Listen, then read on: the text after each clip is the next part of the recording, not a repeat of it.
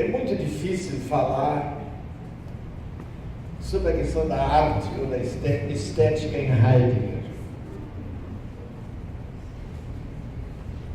Eu tenho certeza que vocês, mesmo os que conhecem Heidegger de alguma maneira,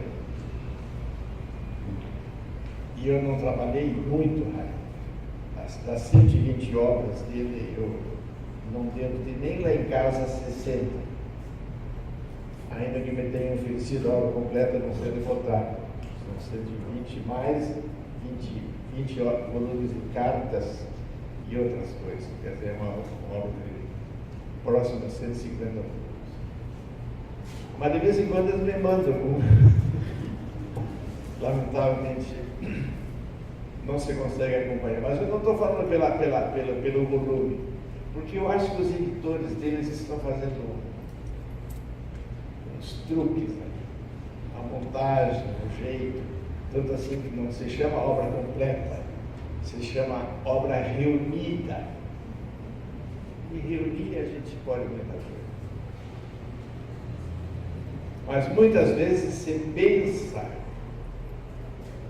que falar em estética a partir de Heidegger é uma espécie de gentileza que a gente faz para um grande filósofo. Ele também pode falar sobre estética. Ele também pode se ocupar um pouquinho de estética. Mas quem conheceu mais de perto Heidegger, o ambiente de Heidegger, o ambiente de Freiburg, estão ouvindo bem? Sabe que ele vivia em museus e vivia rodeado de grandes artistas. Ninguém sabe disso.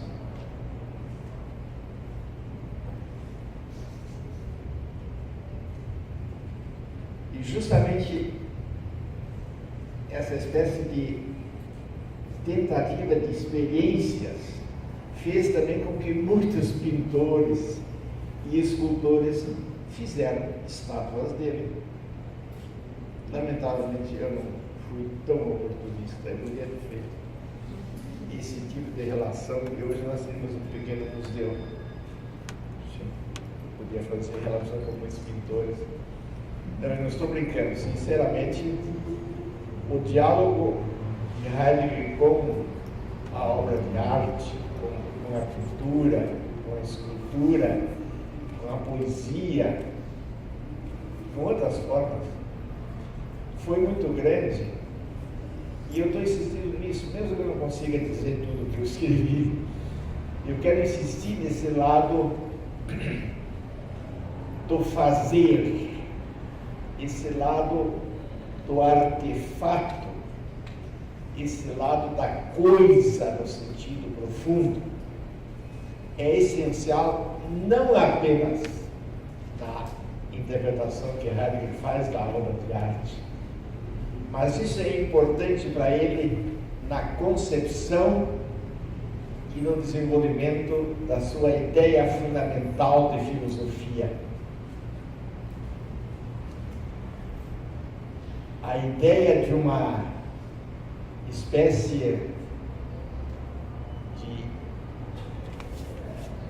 constante desafio através dos eventos ao seu redor e da participação ao seu redor de situações as mais diversas. É por isso mesmo que, quando começou o nazismo, ele não teve nem dúvida, quando insistiram, ele aceitou a reitoria, e foi chamado de nazista, o que para ele pouco importava. Ainda que no dia que ele foi interrogado para desnazificação pelos franceses, logo pelos franceses, ele desmaiou e teve que ir para um sanatório. 3 dias depois do sanatório, ele escreve para a mulher dele: eu estou muito bem, eu tenho um diálogo muito forte, não era psicanálise, eu tenho um diálogo muito forte com o meu psiquiatra, e eu acho que ele vai ser o fundador de uma corrente analítico existencial da psiquiatria. E foi, eu podia falar muito da obra do cara com que Heidegger conviveu, refugiado num sanatório. Não. Depois nesse momento me escapo. Então, a obra de arte, é isso que eu tenho que falar um pouco. Eu gostei muito do Felipe Melo. Dele não tanto, mas o que ele disse sobre Hegel. Eu essa noite ainda fui mexer no meu texto para começar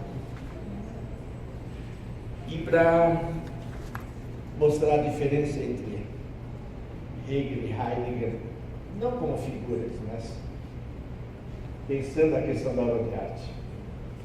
Hegel, na estética, em certo lugar, diz: para nós a arte não vale mais como modo mais alto, em que a verdade conquista a existência. Isso também diz. Podemos esperar que a arte sempre se elevará e se irá consumar, mas sua forma deixou de ser a mais alta necessidade do espírito. Você tem razão, não é o fim da arte. Exatamente. Então, a arte deixará de ser a forma mais alta do espírito. A interpretação que se quiser fazer disso, isso é uma outra coisa. Mas eu vou mais falar aqui de uma espécie de tentativa rápida de fazer um meta-discurso sobre a questão da arte. Porque se eu fosse expor os 5 ou 6 livros de Heidegger sobre arte, uns bem pequenininhos, Arte e Espaço, a origem da obra de arte, um pouco mais volumosa, que ele escreveu várias vezes, e Gadamer, no fim, colocou um apêndice importante, ou então outros textos avulsos, muitas vezes interpretações da poesia também.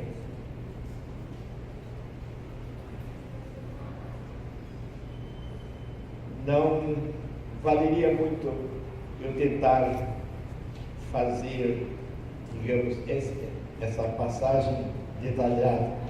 É por isso que eu estou dizendo que eu vou fazer uma espécie de meta-discurso, na medida em que fomos felizes em ouvir o primeiro Flickner, porque eu quero nos colocar no nível do encontro ou desencontro de paradigmas filosóficos ou de paradigmas que interpretam a arte, etc. E realmente Hegel encerra o grande paradigma das teorias da consciência e das teorias da representação. Freud mesmo, na Conferência 31 das lições introdutórias, última conferência, ele reconhece: eu estou fazendo a minha teoria da estrutura psíquica, das 3 instâncias do eu, para me libertar do eu de Hegel, isto é, para me libertar do espírito absoluto de Hegel. Isso não significa libertar no sentido de deixar de lado ou de desprezar. Há um processo dinâmico no pensamento filosófico que é atravessado e sustentado pelas gerações que leem os autores, mas esse processo dinâmico ao mesmo tempo leva a uma renovação, no sentido de que há sempre uma reinvenção da filosofia em cada filósofo, ao menos no filósofo. Nem todos são filósofos, mas no filósofo capaz de fundar um paradigma filosófico. E nesse sentido, Hegel é certamente o grande da modernidade. É o que fundou o grande paradigma filosófico da subjetividade. Heidegger justamente constrói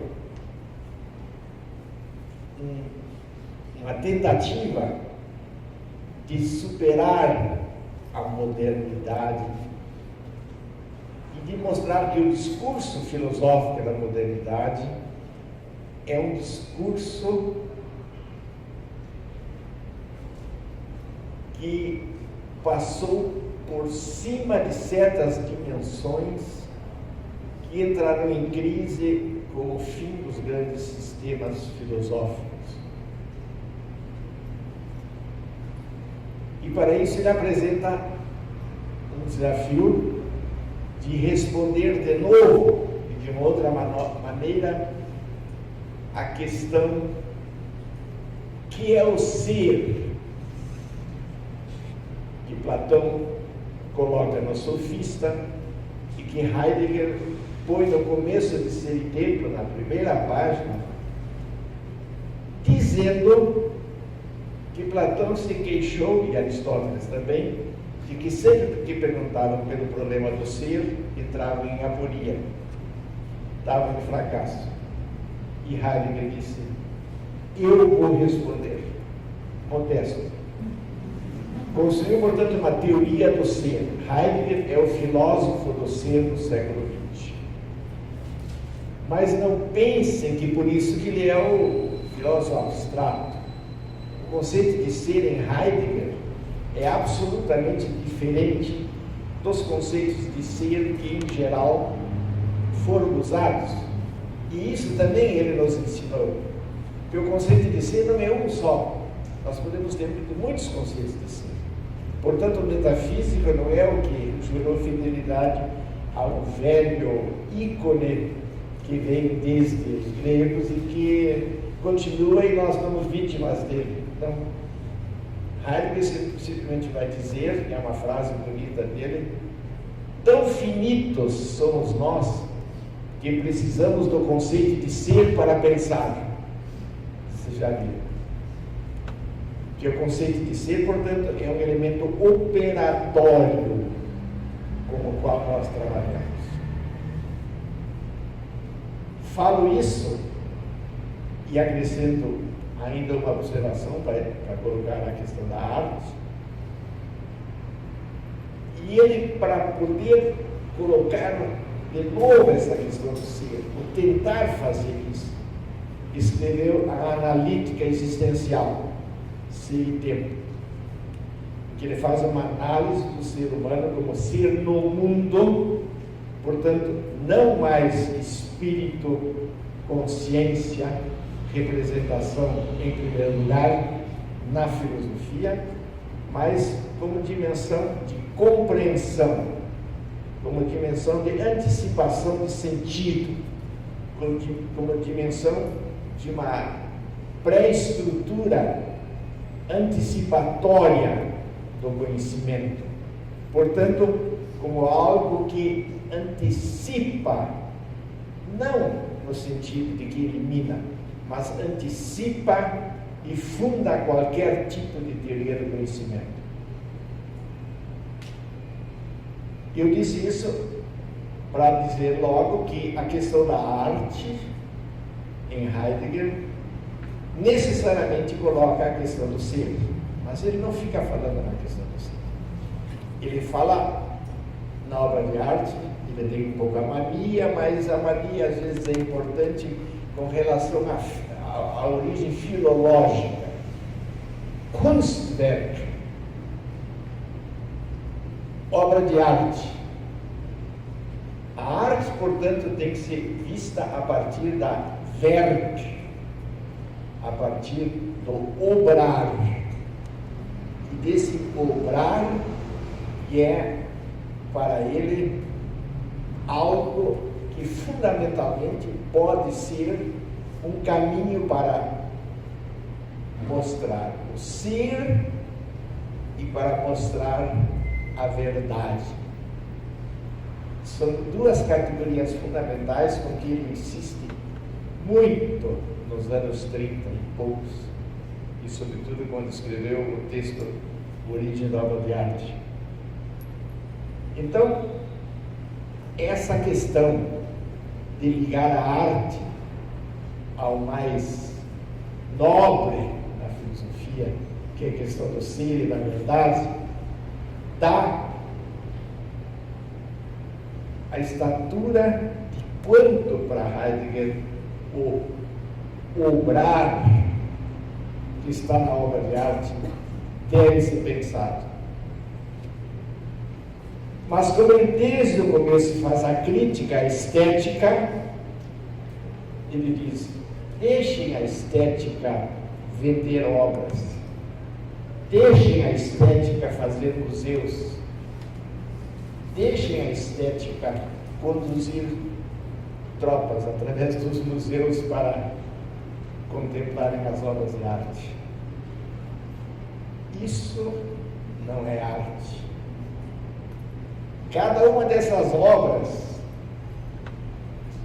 que cada um vai contemplar se converte em arte no momento em que eu faço com que a textura pictórica, a moldura, a coloração saia da pura materialidade e recupere o caráter de obra, mas de obra no sentido de algo vivo.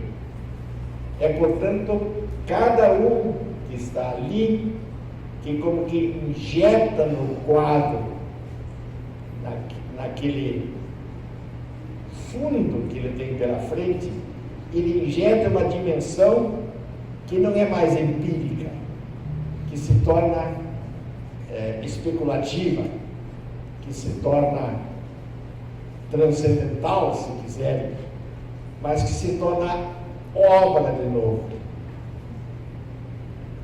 E Heidegger tem muitas observações sobre arte, muito. E justamente isso é sempre repetido de novo. Quando ele fala no templo grego, nós vamos lá, no Partenon de Atenas, e os gregos, nós precisamos deles para termos uma obra de arte. Então, já é uma melancólica lembrança do que foi. Quer dizer, essa ligação, esse vínculo entre o produzir da obra de arte é algo absolutamente essencial, e também a ideia de que se atualiza cada obra de arte conforme as pessoas, os contempladores, a população faz reviver através da experiência artística da obra. Isso é decisivo. Mas é claro que Heidegger colocou, e isso me levaria mais tempo, mas eu não vou expor tudo, só vou dizer. Heidegger colocou dois elementos novos na obra de arte. Jamais alguém tinha posto, se estranhou muito, quando ele diz, bom, primeiro ele define o ser humano como ser no mundo. Ele fundamentalmente constitui mundo enquanto ele é. O ser aí, o Dasein, constitui mundo. Esse mundo é um complexo de relações práticas em que a vida fáctica acontece. Esse conceito de mundo é o primeiro conceito de arte. Mas o conceito de mundo, simplesmente posto agora para a arte, não é igual ao conceito de mundo em que o ser humano é ser o mundo. Ele precisa de um elemento polar de resistência. Ele precisa da pedra, da rocha, da terra.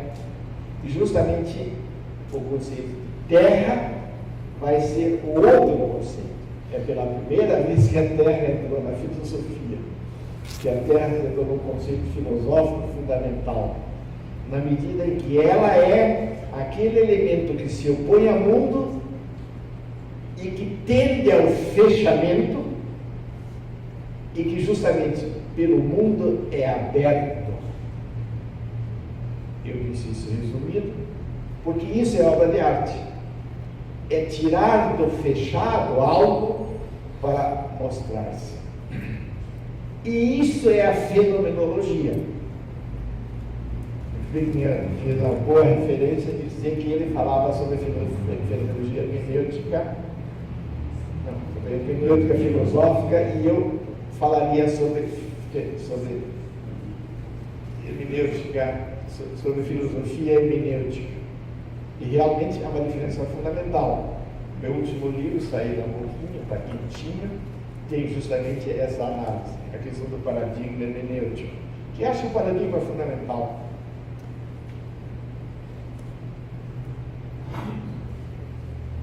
Heidegger, ele é muito inconstante. A única coisa constante que ele tem é escrever. Foi o filósofo que mais escreveu. Talvez Aristóteles, tem tanta obra perdida, nós não sabemos se teria escrito mais. Mas nesse escrever, ele fez muitos caminhos, sobretudo os de antes da Primeira Guerra Mundial, durante a Primeira Guerra Mundial e depois da Primeira Guerra Mundial. Mas em 1923 ele deu um curso intitulado Ontologia Hermenêutica da Facticidade. Essas duas palavras foram ditas pela primeira vez, e a hermenêutica tomou um sentido forte e ela se tornou metafísica. Ela deixou apenas de ser uma ferramenta que todos nós usamos até na obra de arte, interpretar, e se tornou uma dimensão que é do ser humano, que é compreender, e um elemento da ligação do ser humano com o mundo no qual ele está. Por isso que ele vai dizer em 23, pela primeira vez, hermenêutica trata do ser que compreendemos e trata do ser humano que se compreende. Portanto, a compreensão do ser e o ser humano enquanto se compreende. Vocês estão vendo que eu estou falando pela primeira vez da ideia de ciclo hermenêutico. Eu só compreendo o ser na medida em que me compreendo, e só compreendo a mim na medida em que compreendo o ser. O ser, portanto, é um conceito que sempre está no fundo de nossa compreensão, e o ser está ligado à obra de arte. E eu atualizo a Mona Lisa quando eu olho para ela, apesar dos vídeos e dos bloqueios que põem a paranoia que teve de tudo. Nós colocamos o ser com o nosso nível de compreensão que nós temos. Ser, portanto, não mais como um elemento suprassensível, um ser de um mundo não físico, etc. Justamente o fato de Heidegger ter construído uma filosofia, uma questão do ser, uma metafísica, que agora vai se chamar de filosofia hermenêutica, justamente com isso ele desfez essa espécie de duplicidade da qual nós éramos vítimas constantemente, não que ele negue aquilo que se projetava no suprassensível, mas a maneira de colocar o suprassensível contra o sensível, de colocar o sensível contra o suprassensível, foi superado pela expressão ser no mundo. Eu fiz muitos textos.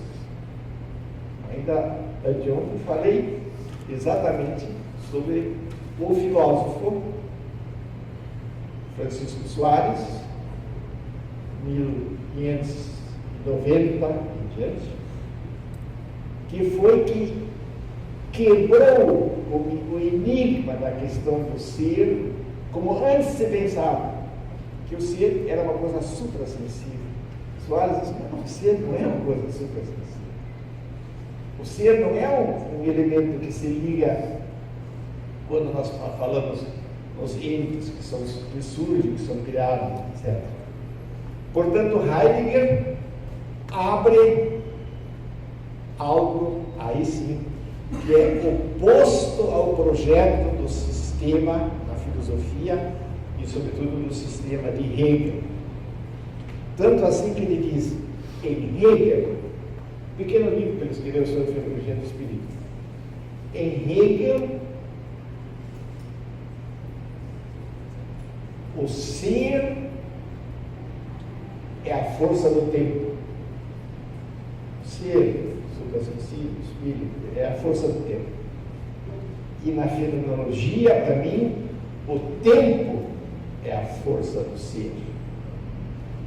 Na medida em que o ser é algo com que eu vivo, trabalho, penso e sou tão finito que preciso dele para pensar.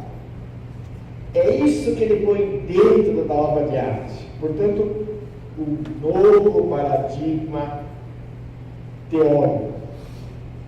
E eu tenho uma interpretação, nesse meu último livro fiz essa interpretação, de que a hermenêutica de Gadamer não é tão filosófica como ele pensa. Mas ele tinha um sentido. Porque Gadamer tinha a intenção de inventar um grande sistema hermenêutico que explicasse as pequenas hermenêuticas de cada um de nós, de cada ciência, a sociologia, a psicologia, a antropologia, etc. Portanto, a hermenêutica filosófica é uma hermenêutica das hermenêuticas que nós usamos no nosso mundo de interpretação em cada campo em que nós trabalhamos e pensamos. Isso é hermenêutica filosófica. E um filósofo, um dos grandes de Louvain, na época onde ele ainda vivia, Alphonse de Valens, que foi o primeiro filósofo para onde Gadamer foi quando estava pronto com verdade e método. Porque a mulher dele chegou com ele: tu está com 60 anos, se tu não fizer uma obra grande agora, pau, você foi. E ele modestamente escreveu um livro de 600 páginas, verdade e método, e foi testar o livro num ciclo de conferências de 20 dias em Louvain com De Valens, que foi o primeiro a ouvir. O título que ele deu para o curso foi Consciência Histórica, mas que foi o primeiro a ouvir o verdadeiro conteúdo. E ele que, contra Habermas, contra toda a remoada, e logo em seguida, quando saiu a verdade e método dos paus, como é que nós vamos agora entender um alemão que, aliás, tem cara de alemão, assim, é brasileiro, dizia: verdade e método você lê como um romance.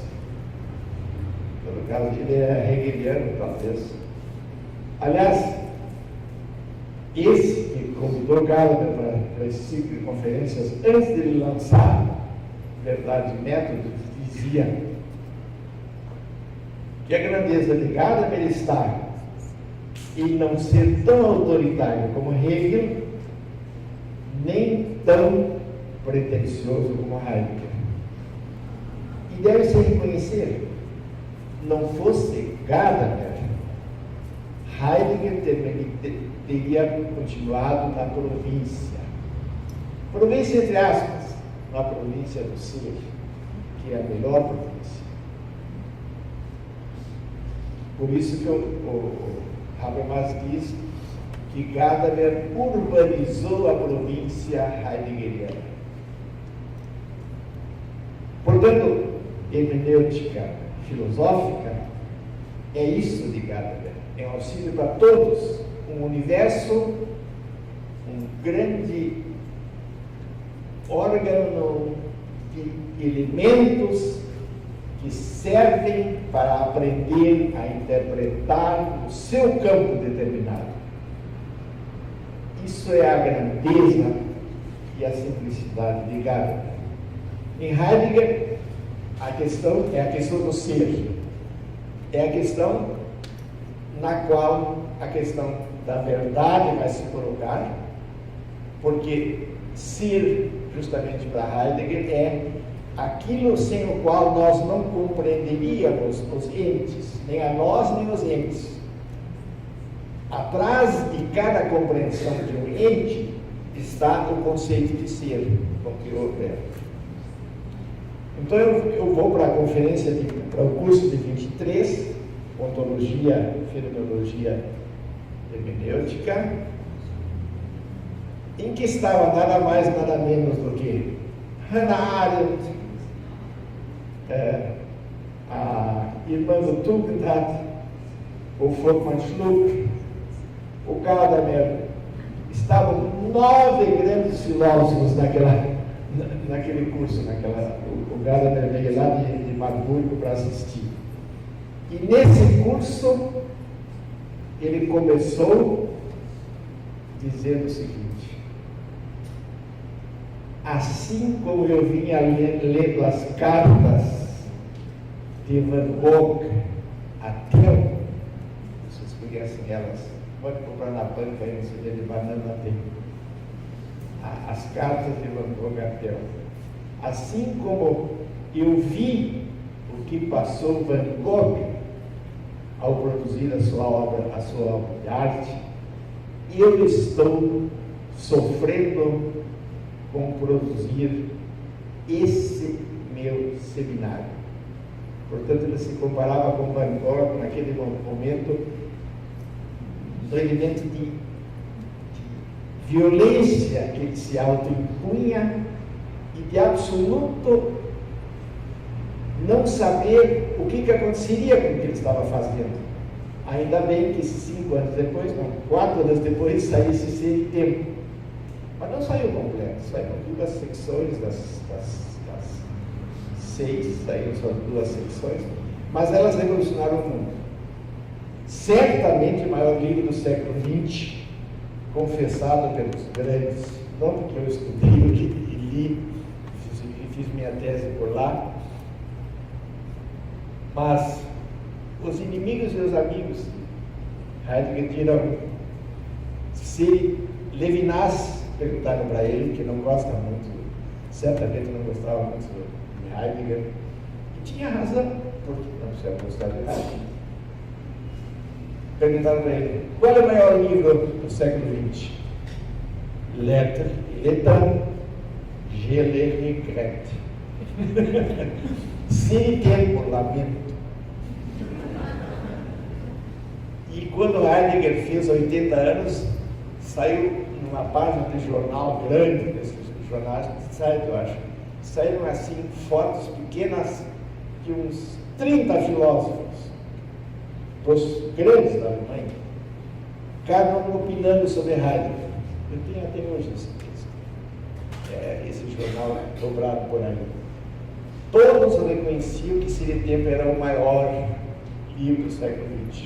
Mas não por ser grande, ou volumoso, não sei o quê, mas porque inauguraram um novo paradigma.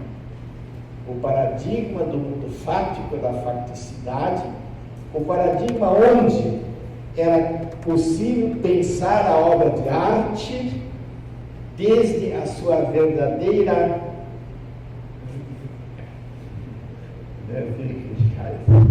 Wirklichkeit, eu diria, do fato de ser um artefato, mas um artefato não como simples faca ou copo que eu uso, mas algo, ein Handwerk. Handwerk é ferramenta. Handwerk. Como? Manufaturado. É? Sim. É uma manufatura. E Handwerk, justamente, para Heidegger, é a própria filosofia. Que se nós não tivéssemos mãos, isso é uma questão que vocês nem aceitam. Se nós não tivéssemos mãos, nós não poderíamos pegar nada. Claro. Mas acontece que nós não apanhamos as coisas porque temos mãos, mas temos mãos porque sabemos apanhar as coisas. Isso é um novo paradigma, é a inversão. É por isso que eu olhei para isso aí, eu pensei assim, bonito, harmônico, todo mundo que vai querer ver esse encontro, mas a combinação dele é de uma explosiva contradição, na medida em que ele põe estética, tudo bem, arte, hermenêutica, e não define, e filosofia de educação, e não define. Ele devia ter posto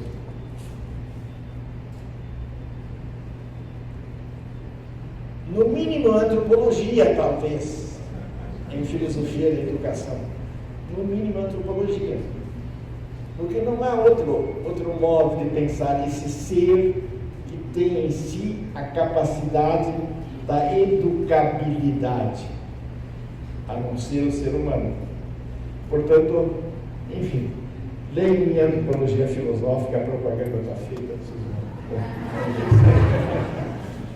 mas, então, um título desses, que aparentemente atinge o nosso cotidiano, a nossa compreensão comum, eu sei o que é estética, eu sei o que é hermenêutica, eu sei o que é educação. Eu vou assistir o curso e encheu aqui. Todos com a ideia errada. Foram buscar uma coisa que se prometia, quando no fundo, por trás, a esperteza do organizador, dos organizadores, armou uma armadilha, fez eles chegarem por uma maneira superficial de anunciar, todo mundo conhece, e apanhou todo mundo tendo que aprender só isso. Pensar é uma manufatura. Pensar é uma ferramenta. Pensar é uma Handwerk. Pelo livro do Billy, das Handwerk der Freiheit, a ferramenta da liberdade. Tudo maior livro de ética que eu conheço, das Handwerk der Freiheit. Então, pensar é ferramenta. Pensar é uma manufatura. Nós não pensamos porque usamos as mãos. Aliás, grande parte da antropologia com que eu lutava era exatamente isso. O ser humano, lá, o antropóide em cima de árvores, à beira do deserto, as árvores começaram a secar e eles tiveram que descer.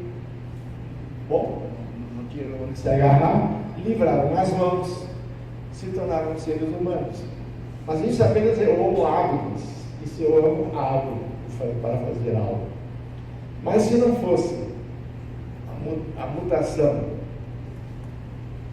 das cordas vocais, se não fosse a diminuição do queixo, se não fosse o cérebro, com a capacidade cerebral, se não fosse o andar ereto, nós não teríamos o Homo sapiens.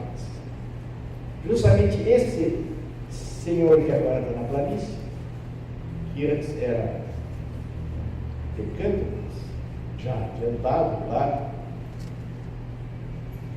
que ele chegou na planície e a primeira coisa que ele fez, usar as mãos.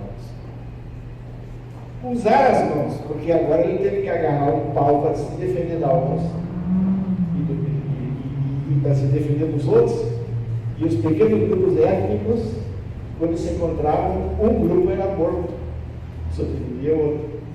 Uma seleção natural meio brava, mas em todo caso, quer dizer, então essa descida das árvores, metafórica, isso aí tem um troço muito do paraíso. O paraíso tem que ser relido, a partir de Heidegger, pensar, a partir de Heidegger. Mas essa coisa que é muito importante, de sabermos que pensar não é uma espécie de especulação, liberdade de representar coisas, ou de resolver problemas, ou de tomar decisões, ou de cumprir regras morais. Pensar é uma Handwerk, é algo que nos liga tanto à vida prática, ao mundo prático, que Heidegger chama de vida fáctica, que esse pensar é definidor do ser humano, mas não porque a definição de homem como animal racional fosse certa. Heidegger diz: Nietzsche tem razão. O homem é um animal ainda não constatado. Isto é, não foi posto no museu. Ou, der Mensch ist das nicht festgestellte Tier. O ser humano não é um animal que foi posto no museu. E é isso que Heidegger tinha percebido, que nós estávamos a caminho do museu. Se nós não fôssemos seres práticos no mundo, ligados à vida fáctica, com todas as consequências que isso tem para a arte, para a obra de arte, para todos os tipos de expressões, se nós não fôssemos isso, nós estaríamos evoluindo. E na minha antropologia, vocês podem ver, eu uso autores, mas uso sobretudo a mim, naquela passagem, todos os seres vivos evoluíram para chegar até o corpo. Formiga, por exemplo, ela usou o DNA dela 95%. Sabe quanto nós usamos do nosso DNA para sermos humanos? 15%. O resto do nosso DNA, talvez estranhos habitantes estejam habitando lá, mas os americanos têm teorias sobre quem habita, mas nós usamos só 15% do DNA e paramos, porque nós podemos continuar evoluindo, seria a nossa morte. Um francês antropólogo diz: todo ser humano e todo ser que evolui e apenas tem a sua grandeza no evoluir, está condenado à morte. Consequência: há 40 mil anos atrás, nas cavernas de Lascaux, um ser com todas as características daquele que desceu da água, mas lá se refugiou do glaciar que vinha, do norte, do frio. Ele desenhou, ele dançou, ele fez fogo, ele sorriu, ele se comunicou com os outros. E lá já tinha até a sogra, eu diria, ou a avó, para poder contar para os netos alguma lembrança, porque antes ninguém tinha visto a avó, morria todo mundo cedo, era mãe e pai, e já ali a comunidade se criou. E ali, tudo isso que aconteceu aí era o quê? É o começo do pensar. É ali que está se pensando. E o pensamento, nós temos ele há 40 mil anos. Nós podemos usar a antropologia física, cultural, filosófica, etc., para argumentar aqui. Mas eu presumo, também entre 40 e 80 mil anos, pensar não muda fundamentalmente por um pouco mais tempo. Ele já está pensando 20 anos. Fica adiante. Pensar simplesmente, se for pensar só, pode ser matemático louco, pode ser um astrônomo louco, certo? Mas o pensar é uma manufatura. Portanto, o pensar é aquele momento em que se interrompeu a nossa evolução. Nós paramos de evoluir e, portanto, de sermos uma espécie condenados ao desaparecimento, para no fim ser não sei o quê. Ninguém poderia saber o que se faria com os 75%, os 85% do resto dos nossos genes. Nós começamos a pensar e paramos de evoluir. Evoluímos um pouquinho, tem um dedinho torto, alguma coisa assim, um narizinho. Mas, enfim, mudamos alguma coisa, mas fundamentalmente o elemento era essa dimensão de pensar como está ligado ao mundo. Bom, estou chegando ao começo do meu trabalho e ao fim dele. O que eu queria dizer duas coisas, três coisas só enumeradas. Heidegger, portanto, em 23 já falava de Van Gogh, mas ele só em 1930 realmente foi para Amsterdã e viu Van Gogh e ficou espantado. Os grandes amigos dele, como eu digo, eram pintores, poetas e escultores. Mas talvez o pintor do qual ele mais tinha gostado foi Cézanne. Tanto assim que ele ia fazer férias naquela zona da Provence, no Mont Saint-Victoire, uma espécie de pequena montanhazinha lá.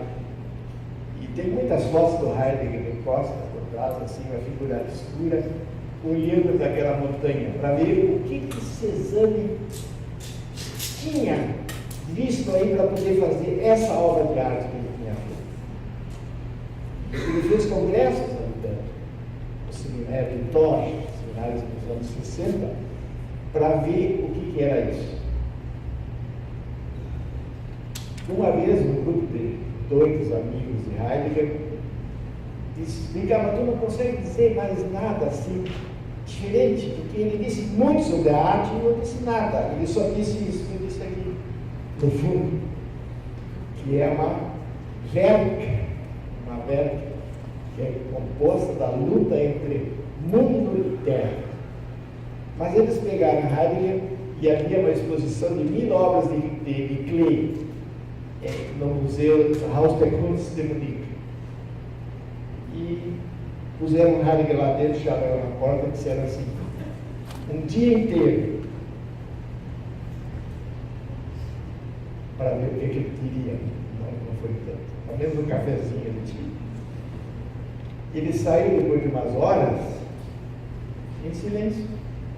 E todo mundo acabou um pouco. Só em 62 ele apareceu com uma conferência intitulada tempo e ser, da Infraga.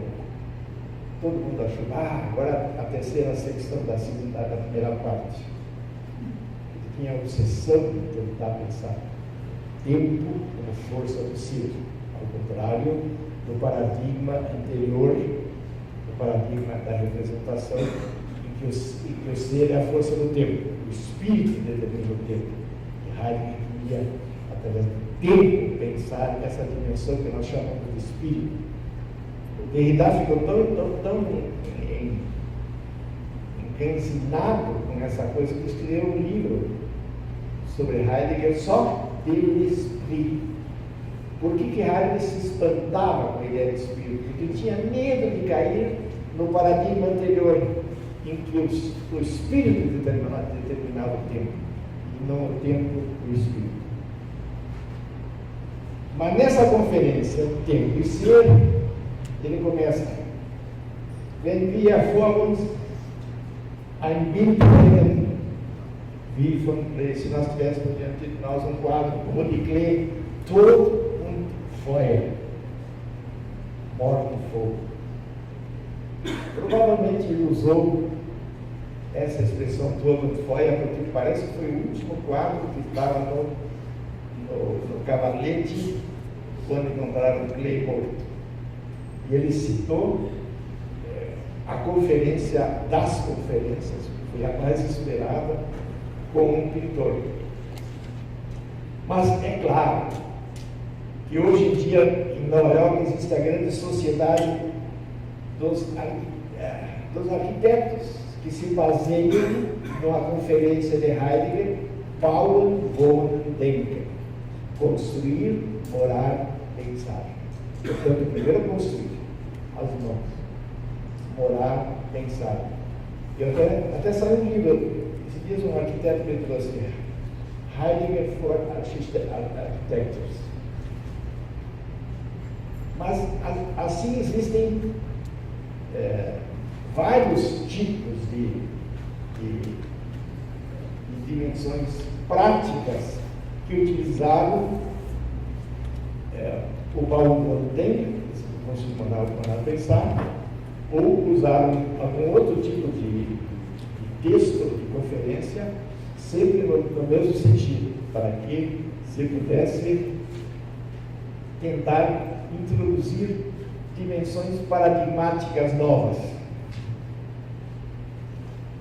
E é isso que foi a revolução da arte em Heidegger, mas evidentemente a fiação e a mistura de elementos que ele usou para dizer essa coisa do mundo, da terra, o fundamental do Kunstwerk, e na obra de arte como a expressão do ser, e de que não somos nós que fazemos a obra de arte, mas a obra de arte tem ao nosso encontro e muitas coisas. Levaremos muito tempo. Mas vocês têm, a menos pegaram essa dimensão fundamental. Eu até pedi para me fotocopiar, mas não vou fazer. Eu queria fazer uma pequena observação ainda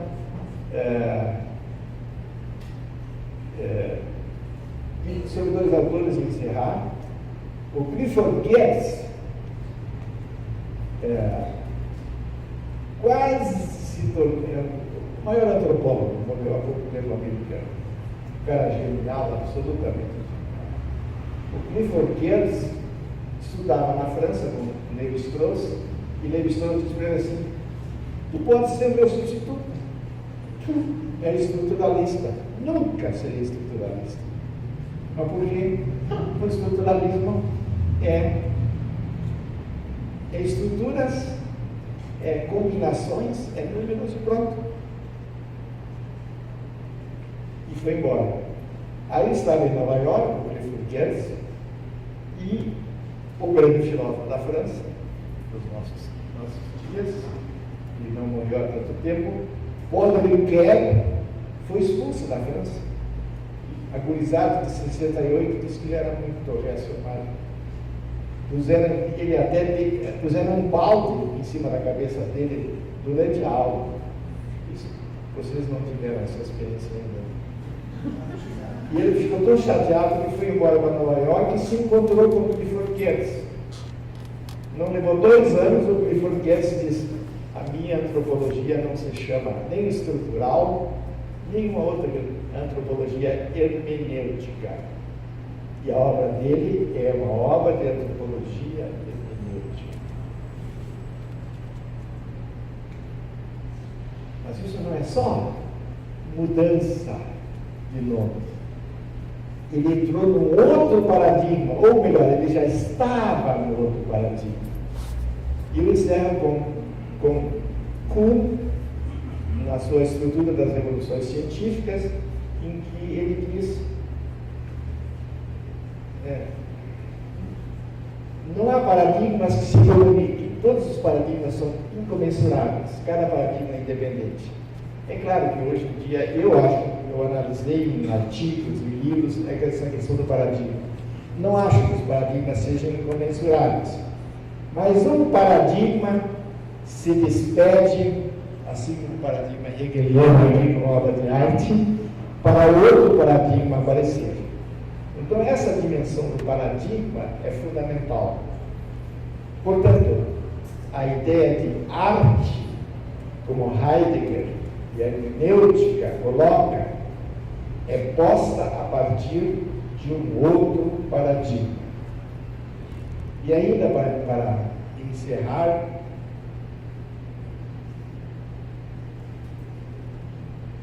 um autor disse a seguinte frase, do autor alemão, era professor de música, filósofo. Ele dizia: o paradigma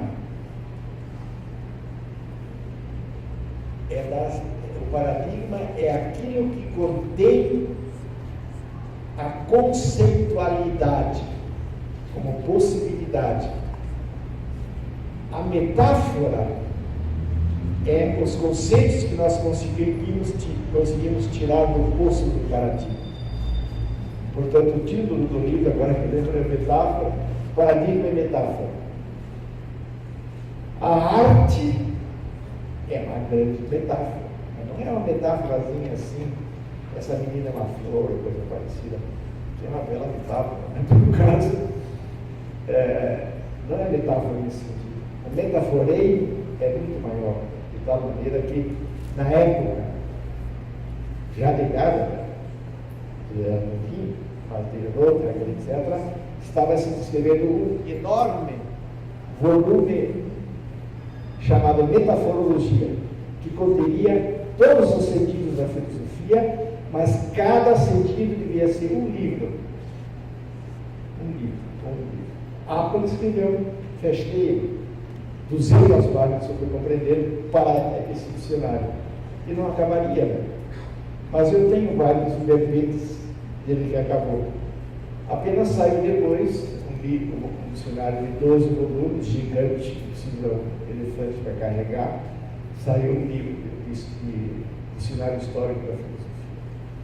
Portanto, o paradigma tem uma dimensão muito mais profunda. E é essa mudança que se viu e que a estética, e agora viriam muitas considerações, não leva em consideração suficientemente hoje em dia. O estudo, estética no melhor sentido. Porque nós estamos numa época em que o passado se foi. O futuro se foi, que já é presente. Nós temos tudo pela frente. Basta um Google, basta um computador, temos tudo pela frente. Portanto, nós temos apenas o agora, mas não a presença. A presença importaria a obra, dando o impacto em cada um. Porque não adianta uma obra ter sentido. O sentido é o cara põe, interpreta, faz. Mas a presença, que deveria ser o que nós usássemos hoje, essa presença, ela não é vista com suficiente radicalidade. E a obra de arte, ela é exatamente isso. Sobretudo as obras, digamos, sobretudo as artes plásticas, isso é flagrante. Nós podemos pensar em tudo aquilo que eu tinha visto das artes hoje, experimentais, etc. Tenho minhas posições sobre isso, que não são muito boas, etc. Eu não quero expressar. Mas presença no sentido autêntico é anwesen, é es vez an, vem ao meu encontro. E isso é o outro elemento ao lado do verbo, de mundo, terra e vir ao encontro.